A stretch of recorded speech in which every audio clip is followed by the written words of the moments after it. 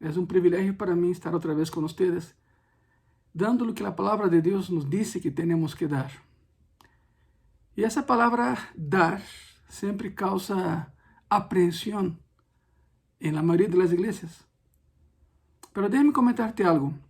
Lo primero aquí es que no tienes que pagar a Dios para que Dios te dé algo. Él lo hace porque te ama, porque eres hecho a su imagen y semejanza, porque eres su hijo, su hija. Por eso esa idea de pagar a Dios por algo es una herejía, es una falacia, es una mentira, es una ofensa a Dios. Sin embargo, si lo amamos, lo obedecemos. La obediencia es fruto del amor. El amor es una decisión que te lleva a una acción que produce un sentimiento. Si tú te casas por sentimiento, vas a fracasar, porque es una decisión. No quiero entrar en detalles matrimoniales aquí, pero el amor es una persona, Dios es amor. Ese amor es una decisión. De tal manera amó Dios al mundo. ¿Se acuerdan cómo termina ese versículo? Claro que se acuerdan. Por lo tanto, vamos a hablar hoy de la acción de dar. Y específicamente el punto que voy a tocar es el diezmo.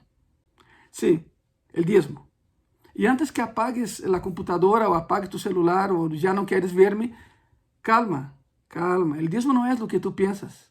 Estoy seguro que el diezmo no es lo que estás pensando que es. Quiero empezar con eso. Mira, ok, hablando del diezmo, porque es importante tocar ese asunto, porque eso en algunas iglesias ha sido motivo de separación, de división. Es increíble, por un concepto equivocado de lo que es el diezmo y la acción de diezmar. Ageo 2, capítulo 8 dice así. Ahora, si tú dices, oye, Pastor Ângelo, mi Biblia no tiene Ageo, no se tiene. Te lo puedo asegurar que tu Biblia tiene Ageo. ¿Dónde está? Pues está entre Génesis y Apocalipsis. Búscalo, hijo. Búscalo, porque ahí vas a encontrar. Quien busca, encuentra. Solo los que no quieren encontrar no buscan. Por eso no encuentran. Ageo, capítulo 2, versículo 8. La palabra de Dios dice así. Mía es la plata y mío es el oro, dice Jehová de los ejércitos. Para empezar, todo le pertenece a Él. Absolutamente todo. Por lo tanto, antes que empieces a pensar, no, es que el dinero es mío. No, nunca fue tuyo. Nunca fue mío. No tenemos nada. Todo lo que tenemos pertenece a Él. Ageo lo menciona. Mía es la plata, mío es el oro. ¿Quién dice? Jehová de los ejércitos. Ahora déjame empezar dándote la idea acertada de lo que es el diezmo. ¿Ok? El diezmo no es dar el 10% de lo que ganas a Dios. ¿Escuchaste bien? El diezmo no es dar el 10% de lo que ganas a Dios. Porque no puedes dar a alguien algo que ya le pertenece a Él. Y acabamos de ver, mía es la plata, mío es el oro. Él lo menciona, todo es mío. Entonces, ¿sabe qué es el diezmo? Aquí va el concepto de diezmo, el concepto bíblico de diezmo. El diezmo es que Dios permite que yo me quede con 90% de un dinero que nunca fue mío. Para empezar, y yo le regreso el 10%. ¿Y por qué lo hago? Porque la obediencia es hija del amor. Y yo lo obedezco. La palabra dice, traer los diezmos al alfolí, lo entrego. Lo que hagan con mi diezmo no es mi problema. Escuche bien eso, hermana y amigo y amiga que me está viendo. Lo que hagan con el diezmo que tú entregas no es ya tu problema. Tú cumpliste. Descansa. Si ese dinero es mal usado, ya no es tu problema. En Brasil, cuando queremos decir que no es mi problema, hacemos así, mira. Es bien italiano, en Brasil hay un montón de italianos. Pero es eso, no es mi problema. Es esto. Yo cumplo en diezmar. Y Dios me bendice. Es esto. ¿Y por qué lo hago? Porque lo amo. Y la obediencia es hija del amor. Miren, puedes dar sin amar. Pero es imposible amar y no dar. Por lo tanto, El diezmo es que yo me quede con 90% de un dinero que nunca fue mío y yo le regreso a Él, a Dios, porque la fuente es Él, el 10% como prueba de obediencia, como prueba de amor. La función espiritual del diezmo es quitar la mirada de tu bolsillo y empezar a poner la mirada en aquel que llena tu bolsillo. Esa es la idea espiritual del diezmo. Bueno, y vamos empezando. ¿Dónde empezó la idea del diezmo? Ok, son preguntas. ¿Dónde empezó la idea? Eso no es idea de pastor, porque por ahí he escuchado un montón de tonterías, ¿no? No, es que es dinero para el pastor. ¿Dinero para el pastor? Si todo eso va para la obra, la palabra dice, el que vive del altar, el que trabaja en el altar, que viva del altar. Así dice. Así dice. Si nosotros pastores quisiéramos ganar dinero, no seríamos pastores. Hermano Ángel, es que hay pastores muy ricos. Ese no es mi problema. Yo no soy rico. Yo no soy rico. Tengo lo que Dios me ha dado y está bien. No tengo un problema con eso. Si yo quisiera ser rico, permanecería en la frontera brasileña. Hoy sería tenente coronel y ganaría mucho dinero. Pero hoy tengo mucho más que dinero. No me falta nada. Tienes que empezar a ver el otro lado de la historia. Si no cumples con Dios, eso será una carga sobre tu vida todo el tiempo. Y hay personas que piensan así, no, cuando yo tenga dinero entonces voy a diezmar. No. O sea, no hay poco diezmo y mucho diezmo. Lo que hay es diezmo. 20 pesos, 40 pesos, 50. O sea, tienes que diezmar de lo que Dios te da. Tú no puedes diezmar de lo que Dios no te da. Esa es la situación. Y antes que se pregunte, nosotros, pastores de Asamblea de Dios de México, sí diezmamos también, claro, directo a Asamblea de Dios de México. Ahí, y con esa pandemia que estamos viviendo, es más fácil depositar en la cuenta de Asamblea de Dios y ellos llevan el control de todo eso, créemelo. Lo que trata de decir es eso, tú cumple y descansa, es todo. No, es que yo no sé lo que hacen con mi dinero porque no es tu dinero. Tú no tienes que preocuparte con eso, ocúpate de agradar a Dios. Se hace mal uso de lo que estás entregando, ya no es tu problema, porque un día todos rendiremos cuentas ante Dios. Quiero que entiendas esto. Por lo tanto, ¿qué harás con tu vida en ese proceso? ¿Vas a obedecer o vas a desobedecer? Quiero enseñarte algo. ¿Dónde empezó la idea? Hebreos capítulo 7. Hebreos 7, versículo 1 y versículo 1 al 3, la palabra dice así.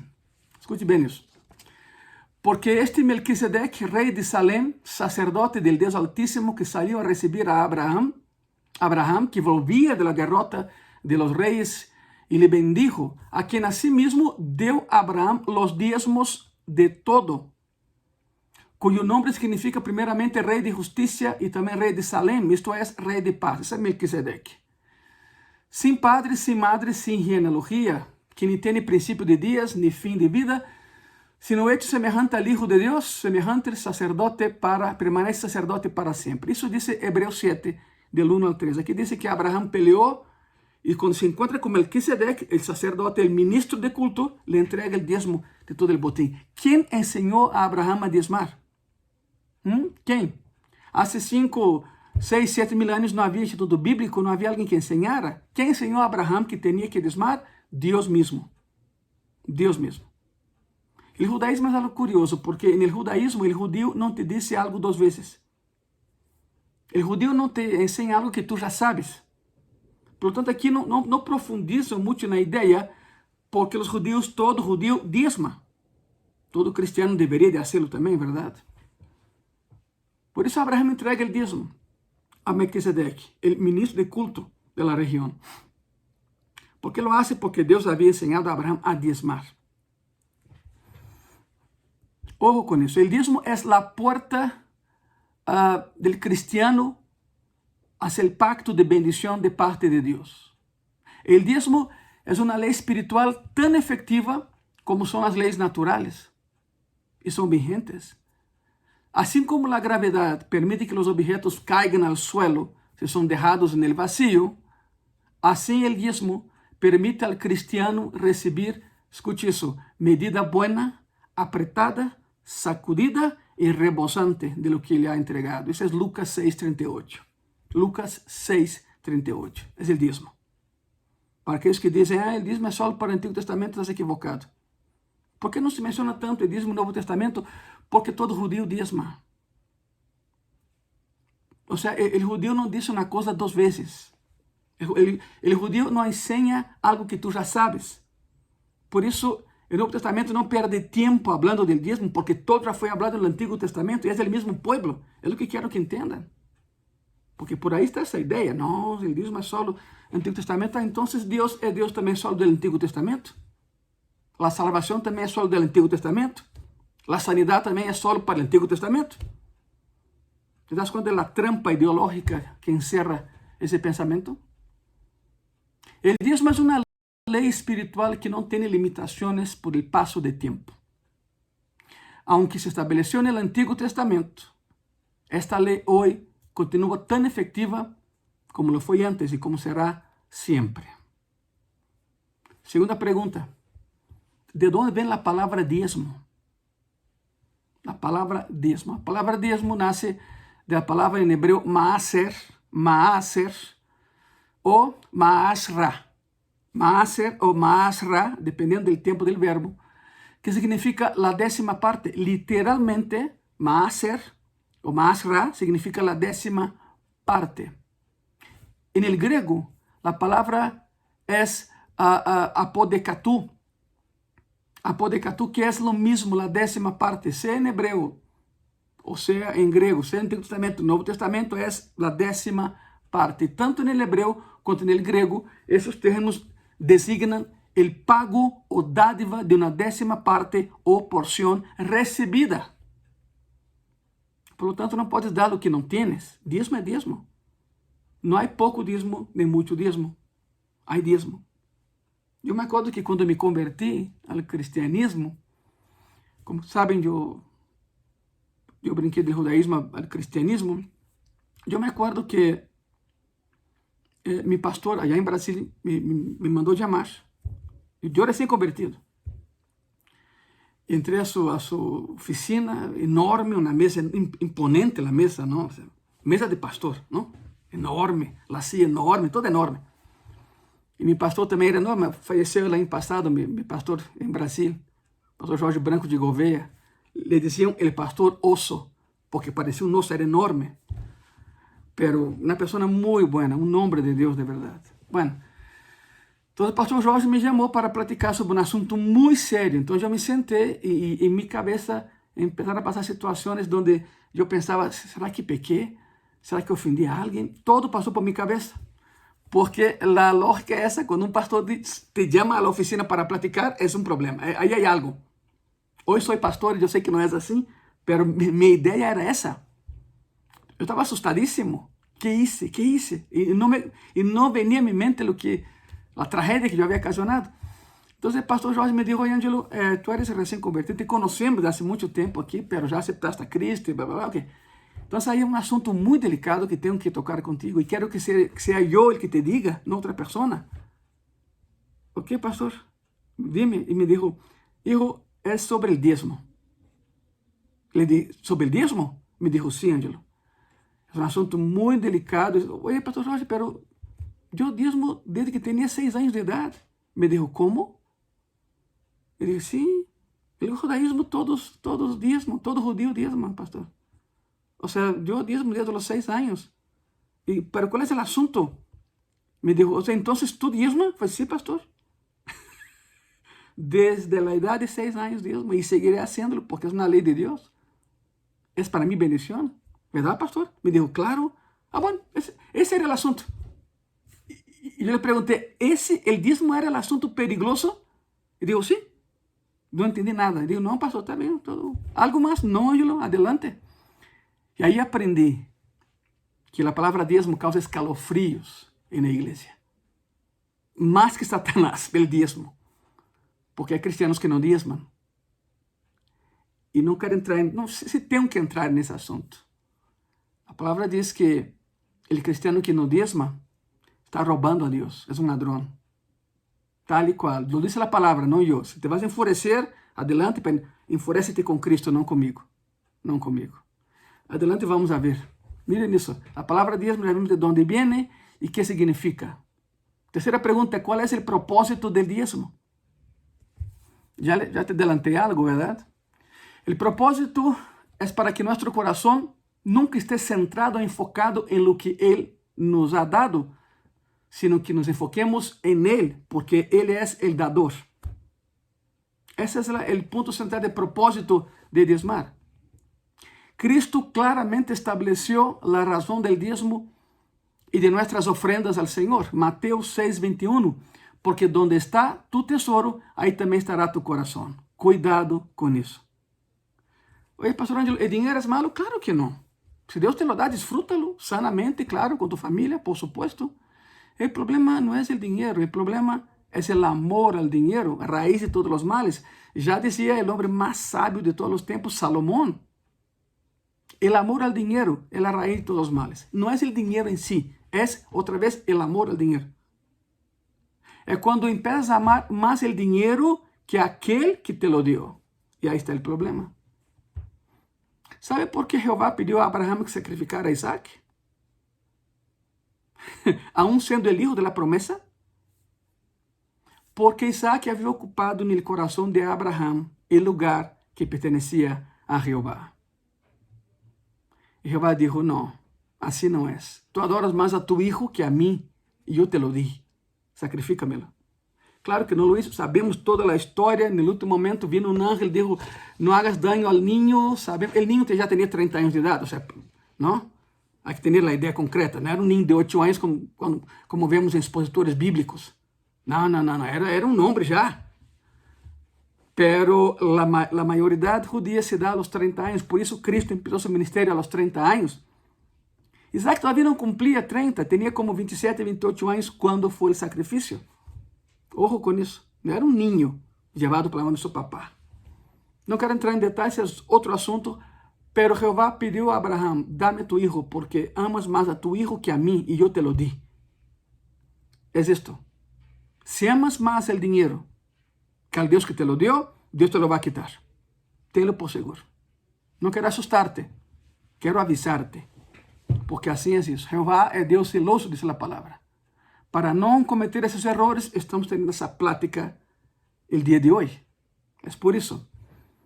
Ya vimos dónde empezó la idea del diezmo, ya vimos de dónde viene la palabra diezmo, ya vimos cuál es el propósito de los diezmos. Y aquí va otra pregunta que muchos hacen, ¿verdad? ¿No es el diezmo solamente para los tiempos del Antiguo Testamento? Ya hablamos de eso en el inicio, ya adelantamos un poquito. Pero déjeme entrar más de lleno en eso. Si usted ha confiado, hermano mío, en el Dios que en Génesis, capítulo 3, versículo 15, hace 6.500 años, prometió que un día enviaría a un Salvador y lo hizo. Si usted creyó en ese Dios, si usted confió en ese Dios que prometió algo hace 6.000 años y lo cumplió, usted también debe confiar en que así como Él, 6.000 años atrás, prometió y cumplió su palabra, cumpla hoy su palabra cuando te promete lo siguiente. O sea, si usted confió en Él, que está en Génesis, usted confiará en Él en Malaquías. Malaquías capítulo 3, versículo 10 y 11, la palabra dice así: traed todos los diezmos al alfolí, y hay alimento en mi casa, y probadme ahora en esto, dice Jehová de los ejércitos, si no os abriré las ventanas del cielo, de los cielos, y derramaré sobre vosotros bendición hasta que sobreabunde. Reprenderé también por vosotros al devorador, y no os destruirá el fruto de la tierra, ni vuestra vid en el campo será estéril, dice Jehová de los ejércitos. ¿Sabe que es devorador? Es todo lo que acaba con tu dinero porque no eres fiel en tu diezmo. Es esto. El cristiano que no diezma se mete en problemas. Porque algo va a suceder donde Dios lo confronta con su falta de obediencia hacia Él. El cristiano que no diezma, por ejemplo, tiene problemas con su carro y gasta más arreglando el carro que diezmando. Es una promesa. El Señor te dice, si tú me entregas lo que es mío, yo cuido lo que es tuyo. Y nada te va a pasar. Es esto. Pero el cristiano que no diezma se mete en un territorio muy problemático, muy peligroso. El territorio de los ataques de aquel que es el devorador. No, no es nombre de ningún demonio. Devorador son todas las situaciones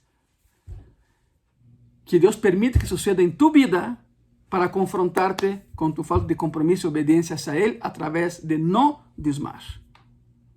Mira, te sale más barato diezmar, de veras. Te conviene diezmar, porque es un pacto. Eso está en Malaquías. No es invención de Ángelo, no es 1 de Ángelo 3:14, es Malaquías 3, versículos 10 y 11. Si tú traes los diezmos, dice el Señor, yo prometo que cuido tus bienes. Una vez Dios me dijo, cuida mis cosas y yo cuidaré de las tuyas. Y así ha sido. Desde hace muchos años, muchos años. Ojo con eso. Si usted da el diezmo que corresponde al Señor, Él no tiene otra alternativa que bendecirte, porque quiere hacerlo. Pero Dios no puede bendecir la desobediencia. Dios no puede darte un premio por no obedecer a Él. Quiero que entiendas esto. ¿Cómo vas a orar si no diezma? ¿Ah? Explícame eso. ¿Cómo vas a querer que Dios te bendiga si tú no lo bendices a Él a través de tu diezmo? ¿De qué manera? Si usted da el diezmo que corresponde al Señor, no le queda de otra que bendecirte. De hecho, esta es la única vez en la Biblia donde Dios nos desafía a probarlo. Probadme en esto, Señor. Entrega tu diezmo y probadme en eso. La pregunta es, ¿aceptarás el desafío, el reto o no? Próxima pregunta sobre el diezmo. ¿Pecamos cuando no traemos el diezmo al Señor? Tú dime, después de todo lo que has escuchado hasta aquí. Tengo aquí algunos números. Son números impactantes. Las estadísticas muestran que en Latinoamérica solamente el 20% de los cristianos diezman. En toda Latinoamérica, desde México hasta Patagonia. Solo el 20% de cristianos diezman. El otro 80%, Pastor Ángel, entonces, ¿dónde se encuentran los otros 80%? Bueno, los otros 80% que no diezman están sujetos a la siguiente reprensión de parte del Señor. Malaquías 3, versículo 8, versículo 9. La palabra dice así: ¿robará el hombre a Dios? Pues vosotros me habéis robado. Y dijisteis, ¿en qué te hemos robado? En vuestros diezmos y ofrendas. Y viene algo muy tremendo, ¿eh? Malditos sois con maldición, porque vosotros, la nación toda, me habéis robado. Duro, ¿no? Pero está en la Biblia. No es cosa mía. Yo sí diezmo. Yo no robo a Dios. Yo sí diezmo. Y si hasta el día de hoy tú pensabas que era dinero para el pastor, olvídate de esa idea tonta. Una falacia, el diablo te ha engañado. Hay cristianos que escuchan más el diablo que a Cristo. Es increíble. Es increíble. No es que estamos en pandemia, no sí hay cómo. Sí hay cómo. Las iglesias tienen cuentas en un banco y ahí depositas. Puede ser por tu aplicativo, lo que sea, pero no dejes de diezmar. No hay excusa para dejar de diezmar aún en la pandemia. No es que los bancos están cerrados, ok. Pero no es cierto, los bancos están abiertos. Cada iglesia tiene una cuenta. Pide a tu pastor la cuenta de la iglesia y deposita. Si ya lo estás haciendo, te felicito enormemente. Significa que eres agradable al Señor y que no robas a Dios. El problema son cristianos que pueden diezmar y no diezman. Es más, hay hermanos y hermanas que con toda buena intención dicen, no, yo no diezmo, pero compro comida al pastor y a la pastora. Te felicito, qué bueno, sígalo haciendo. Pero eso no es diezmo. Eso no es diezmo. Trae los diezmos para que no falte alimento en mi casa, dice el Señor. Alimento en mi casa, no la casa del pastor. Qué bueno que das comida al pastor, la pastora, te felicito otra vez, sígalo haciendo, pero el diezmo es aparte. El diezmo es completamente aparte. Te voy a explicar qué significa eso. La casa ahí, en ese versículo, es casa de Dios, no casa del pastor. Que haya alimento en mi casa, dice el Señor. ¿Cuál es el alimento de la casa de Dios? La predicación, la palabra, el pan de vida. Ese es el alimento que se da en la casa de Dios, la Biblia, uma boa predicação que alimenta tu espírito, que sacia tu alma. Que tem isso que ver com o dízimo?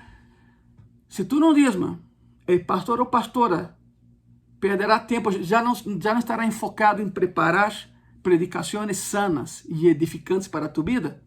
Por quê? Porque terá que ver outra maneira. Terá que empezar a aceitar invitações de todo o mundo para poder predicar, para sostener sua própria casa, e então a qualidade do mensagem em tu igreja vai baixar. Será um elemento não com tanta qualidade como havia antes. A isso se refere.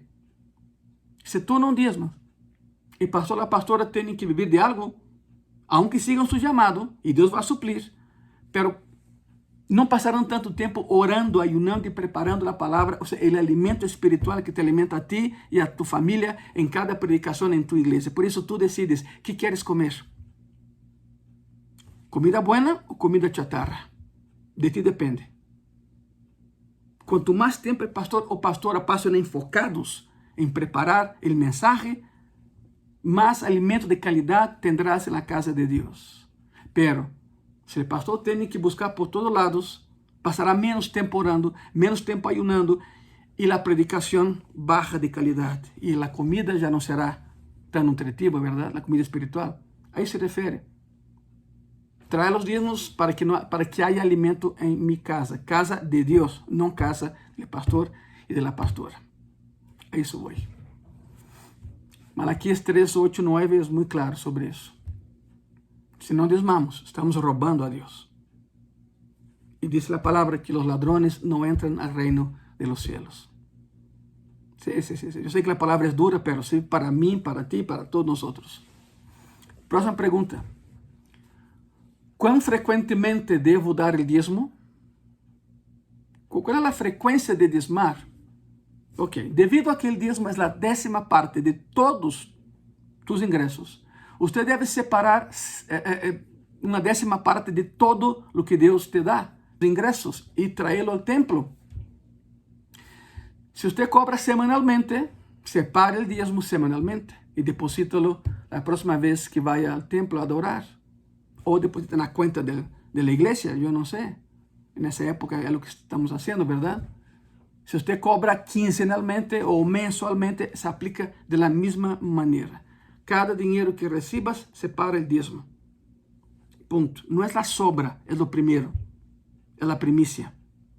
Porque há pessoas que dizem, não, eu tenho meus gastos, agarro isso e o que sobra, eu saco o dízimo. Estás mal. Estás mal. Não é assim. Você separa o dízimo de lo primeiro que recebes, não de lo último que te queda, porque de lo contrário isso seria limosna e Deus não quer limosna. Entende? Entendes isso? É exatamente isso. Que significado tem o dízimo para o Senhor? Já vimos para nós, pero que significado tem o dízimo para o Senhor? A Bíblia nos faz uma comparação magnífica que nos ilustra o significado do dízimo para o Senhor. Está em Hebreus, capítulo 7, versículo 8. E a palavra diz assim: He aqui, certamente recibe os dízimos hombres mortales, pero aí, uno de quem se dá testemunho de que vive. Significa que os sacerdotes levitas, quienes são simples mortales, sujetos a la muerte, reciben el dízimo. Pero el pasaje donde habla de Melquisedec, que es un tipo de Cristo, significa y muestra específicamente que manos humanas reciben tu dízimo, pero las manos de Dios son las que te bendicen. Es así que funciona. Es así. Créeme que Dios ve lo que da. Créeme que Deus se enoja quando tu não das, podendo hacerlo. Hay de todo. Veo a pessoas que diezmam pouco porque recebem pouco. Está bem, é o dízimo. Pouco, muito, o que conta aqui é o coração e Deus vê o que passa em tu coração. Mas também conozco a pessoas que ganham muito e não são capazes de diezmar. ¿Creem que Deus não vê isso? Claro que vê. E é triste, porque são cristianos maduros.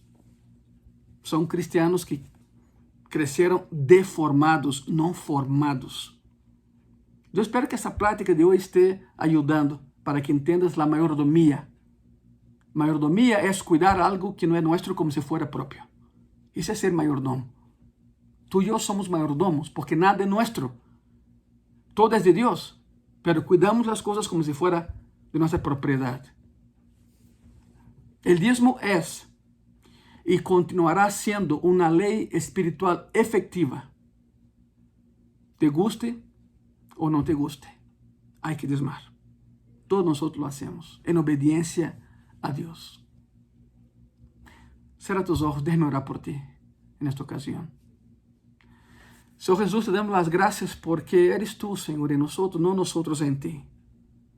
Si alguien me está viendo hoy, Señor, y todavía no ha diezmado, no ha empezado, muévelo a partir de hoy a hacerlo, Señor. Yo espero que esta plática haya cambiado la perspectiva y la mentalidad de muchos que están viendo, Padre. El dinero es tuyo. Todo oro y toda plata te pertenecen a ti, Señor. Y cuando diezmamos significa que en un acto de amor, tú permites que yo me quede con 90% de un dinero que nunca fue mío. Y yo te regreso el 10%, Señor, en obediencia porque te amo. Y la obediencia es hija del amor. Señor Jesús, sabemos de personas que te han robado, Señor. Y perdónalos, que cambien su vida, que cambien su paradigma, Señor. Porque fomos hechos, Señor, para obedecer en amor. Hay personas que pueden dar sin amar, pero es imposible amar y no dar, Señor. Si te aceptamos como Salvador, también te aceptamos como Señor. Es todo o nada, Señor. En tus manos estamos todos nosotros. Si los que me están viendo son diezmadores fieles, Padre Santo, bendícelos. Si alguien me está viendo y no diezma, Señor, pues trata con esa persona, por favor, y que empiecen a entregarte lo que te pertenece a ti. Tu palabra nos enseña, Señor, que tú bendices al dador, claro, pero el dador alegre, aquele que dá com alegria, aquele que não dá por preocupação ou porque o pastor lo vai regañar, não. O dador alegre é aquele que se goza em dar, aquele que se goza em obedecer-te, aquele que se goza, Senhor, em regressar-te lo que é tuyo, o 10% que tu nos pides, Padre. Tienes todo o direito, Senhor, de dizer, não, a partir de hoje é ao revés, dá-me el 90% e vive com 10%. Tu tens todo o direito de hacerlo. Sin embargo, Senhor, por amor a nós, é ao revés. Nos quedamos com 90% de um dinheiro que nunca foi nosso e te regressamos el 10%. Isso é o diezmo. Graças. Em nome de Jesus. Amém. Amém. Eu espero que essa enseñanza haya entrado profundamente em tu coração e que cambie tu vida. Muchas gracias. Que Deus te bendiga.